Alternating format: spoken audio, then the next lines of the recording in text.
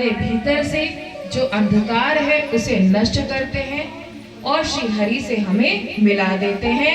वही सच्चे सतगुरु हैं।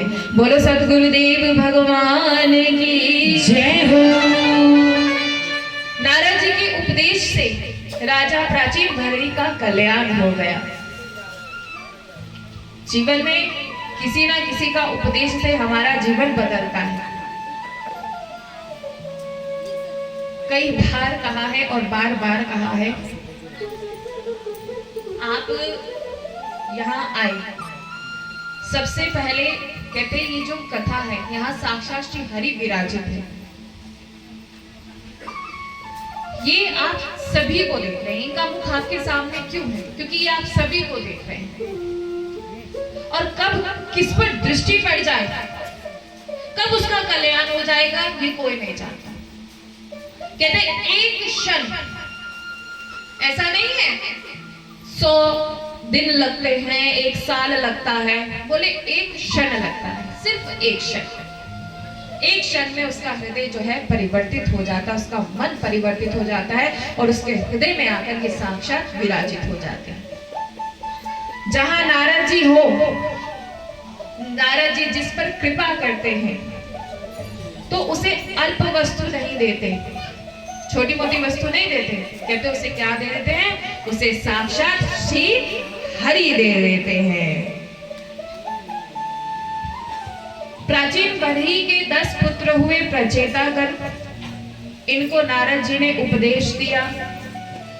अब ये तो रही उत्तानपाद के वंश की बात। अब इनके दूसरे भाई हैं प्रियव्रत। प्रियव्रत जी ने एक संकल्प लिया। क्या संकल्प लिया? कि रात्रि में होने से 12 घंटे अंधकार के जो बर्बाद होते हैं तो ये हम बर्बाद नहीं होने देंगे, यानी रात्रि को होने ही नहीं देंगे।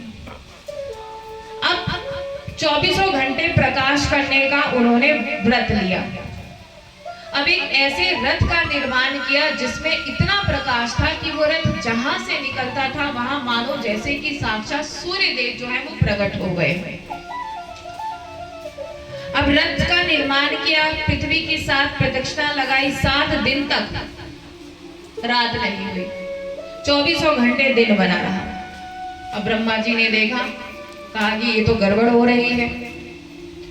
और राजा प्राचीन भररी और राजा प्रियव्रत के पास गए और उनसे कहा, समझाया कि देखो बेटा, हमने एक विधान बनाया है कि जिस प्रकार दिन है उस प्रकार रात्रि होना भी जरूरी है। रात्रि नहीं होगी तो लोग विश्राम कैसे करेंगे, और विश्राम नहीं करेंगे तो वो अस्वस्थ हो जाएंगे, जिससे बहुत सारी बीमारी उन्हें घेर लेगी। इसलिए जो आराम है वो होना बहुत जरूरी है, इसलिए रात्रि का होना भी बहुत जरूरी है।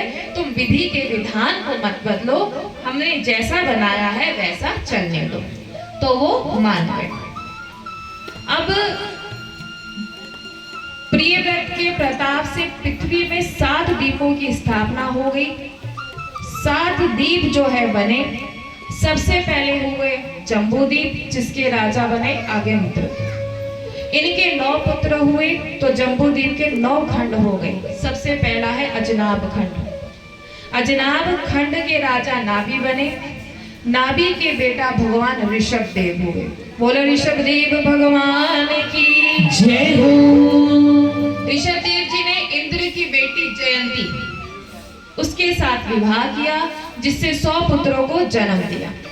100 पुत्रों को जन्म दिया, जिसमें सबसे बड़े जो थे भरत, जिनके नाम से ये अजनाब खंड, पहले भारत का नाम अजनाब खंड था।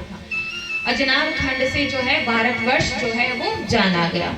बोलो भारत माता की जय हो।